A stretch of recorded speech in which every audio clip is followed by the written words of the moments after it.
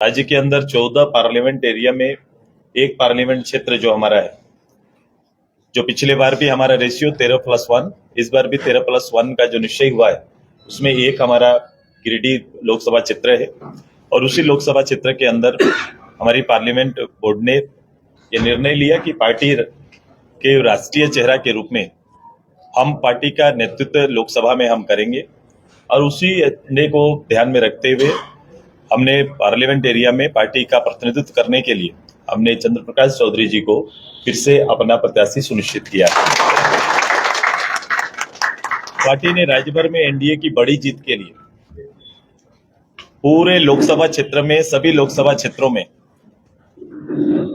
गिरिडीह और रांची जो पूर्ण हो चुका है, जब हमारा गांव प्रभारी, महिला प्रभारी, हर गांव के अंदर 2 पिलर मेंबर हमारे जो सुनिश्चित है, उनके साथ सम्मेलन करके एक बड़ा जनादेश एनडीए के पक्ष में आए, इसकी तैयारी को लेकर एक पखवाड़े के अंदर में सभी शेष लोकसभा क्षेत्रों में भी सम्मेलन करने का और उन्हें राष्ट्रीय जो हमारा एजेंडा है, राष्ट्रीय एजेंडा में खुद को शामिल करते हुए एनडीए के पक्ष में लोगों की गोलबंदी, जनमानस की गोलबंदी को एक साथ बेहतर रूप से हम लोग कैसे तालमेल के साथ कर पाए, उसकी तैयारी के लिए उन्हें आगे करेंगे। राज्य स्तर पर बेहतर समन्वय और चुनावी कार्यक्रमों का बेहतर संचालन के लिए भी टीम गठित करने का निर्णय लिया है। इस बीच एक उपचुनाव है हमारा गांडे का। गांडे उपचुनाव के संदर्भ में चूंकि वहां हमारी पार्टी मजबूत है, हमारा चुनाव क्षेत्र पिछले बार भी रहा है जब हम अलग अलग चुनाव लड़े थे। अब उस क्षेत्र में हमारे पार्टी के कार्यकर्ताओं का और लोगों का वर्तमान समय का मूल्यांकन के लिए 5 सदस्यीय दल का गठन किया गया है, जो 1-2 दिन के अंदर उस क्षेत्र में जाएंगे, प्रवास करेंगे और वहां से एक जनमत तैयार करके पार्टी के समक्ष रखेंगे। फिर आगे हम लोग संयुक्त रूप से एनडीए के संदर्भ समझ इस एजेंडा को रखते हुए हम लोग निर्णय लेंगे। गांडे के संदर्भ में लोकसभा स्तर पर भी पार्टी ने प्रभारी सुनिश्चित करने का निर्णय लिया है, ताकि बेहतर तालमेल हर लोकसभा क्षेत्र में हमारा एनडीए के साथ हो सके। भारत के नवनिर्माण की बारी चल रही है। भारत खुद को एनडीए के नेतृत्व में, आदरणीय मोदी जी के नेतृत्व में भारत 2047 तक एक प्रगतिशील देश की सूची में खड़ा होना है। उसी को ध्यान में रखते हुए हम सभी लोग एक झारखंड के रीजनल जो मुद्दे, देशव्यापी विषय हैं, उनका भी हल करने का उद्देश्य के साथ एनडीए को मजबूत करने के लिए पार्टी काम करेगी। पार्टी के वर्कर काम करेंगे और राज्य के लोगों को से जनादेश मांगा जाएगा। उड़ीसा और बंगाल और असम से भी पार्टी के खासकर हमारा यूनिट बंगाल में और उड़ीसा में पहले से विद्यमान है।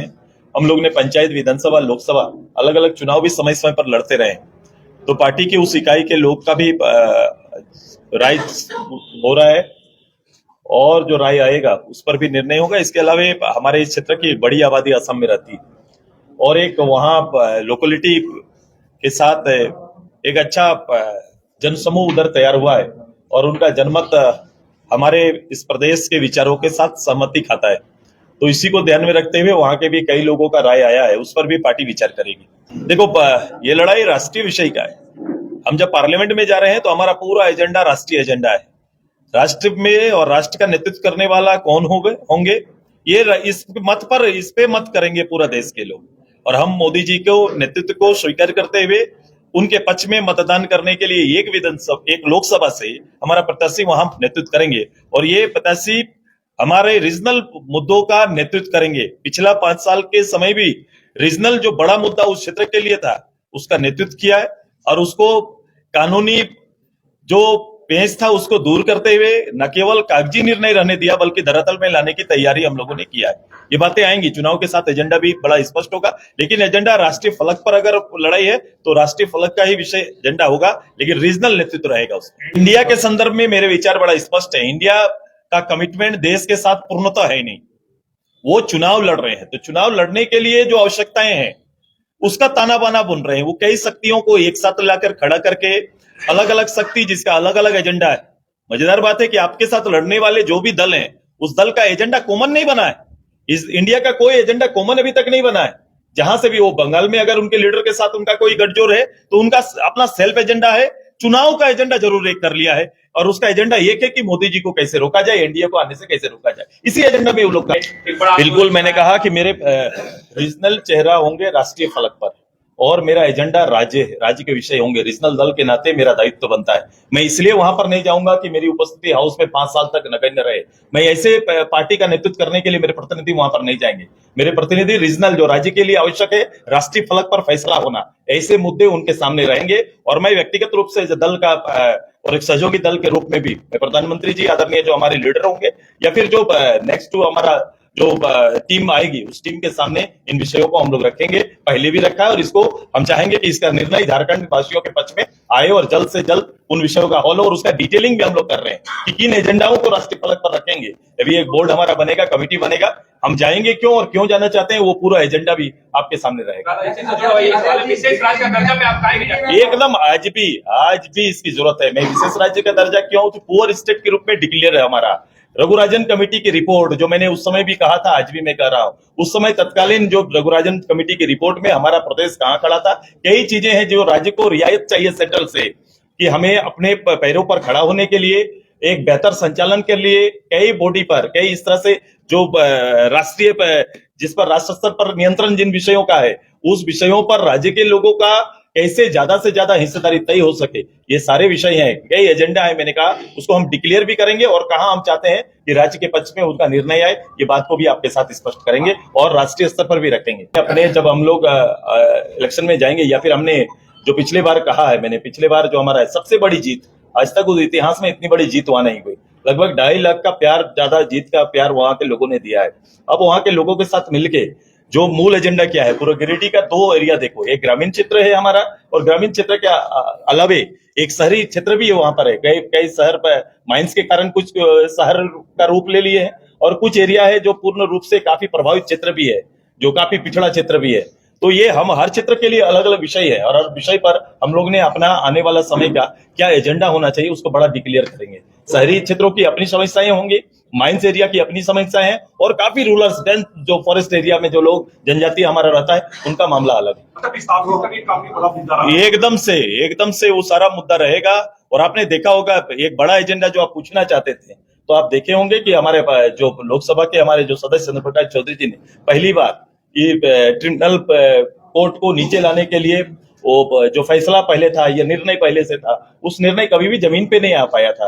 विनोद बाबू के समय में इन विषयों पर चर्चाएं खूब हुई, उनके लीडरशिप में चर्चाएं हुई, लेकिन उसके बाद से कभी भी इसकी चर्चा तक नहीं हो पाई थी। आज भी लोग, विस्थापित लोग अपना कागज पत्र लेके दूसरा पीढ़ी तीसरा पीढ़ी न्याय की गुहार लगा रहे हैं। अब वो रिटायर्ड जज होंगे, रिटायर्ड जज की कमेटी होगी और स्पेशल कोर्ट के माध्यम से ऐसे सारे मामलों को हल निकालने का निर्णय आया है। राजनीति में अलग अलग लोग अपनी आवश्यकता के अनुसार बयानबाजी करेंगे। ये राजनीति में कॉमन एजेंडा पर या फिर कॉमन कोई बहस का हिस्सा तो बनते नहीं। अपनी सुविधा और सुविधा के हिसाब से लोगों के बयान आएंगे। इसीलिए तो राजनीतिक फलक पर अभी 2 महीना आप कई तरह के बयान देखेंगे, कई तरह के विषय आएंगे, तो उसमें से एक विषय वो भी है। जो 13 सीट है उसको लेकर आप लोग का अप्रोच क्या होगा? हमारा अप्रोच बड़ा स्पष्ट है कि 13 जगह पर हमारी पार्टी का जिस रूप से विस्तार है, जिस रूप से फैलाव है, हम चाहेंगे कि मेरा एक भी कैडर, एक भी कार्यकर्ता एनडीए के निर्णय के साथ एकदम खड़ा रहे और उनके पक्ष में माहौल और वोट कराने की तैयारी करे।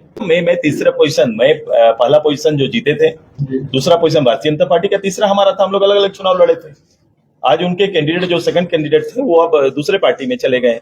अब स्वतः हमारा वहाँ कैंडिडेट जो भी है वो काफी मेहनत कर रहे हैं, लोगों के साथ जुड़े हुए हैं, तो हम हैं वहां पर। उसके मूल्यांकन के लिए तो मैं पार्टी के 5 सदस्यीय दल का गठन कर रहा हूं। ये लोग जाएंगे, वर्तमान में पार्टी की स्थिति और क्षेत्र के लोगों की भावना दोनों को कलेक्ट करके आएंगे, फिर हम लोग एनडीए में बैठेंगे।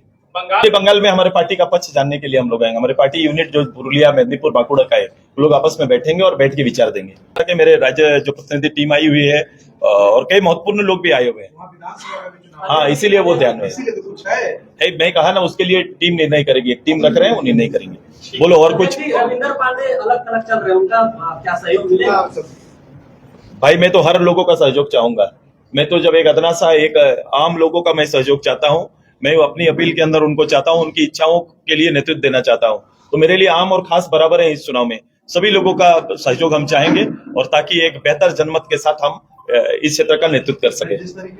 आप देख रहे हैं जनमन न्यूज 76।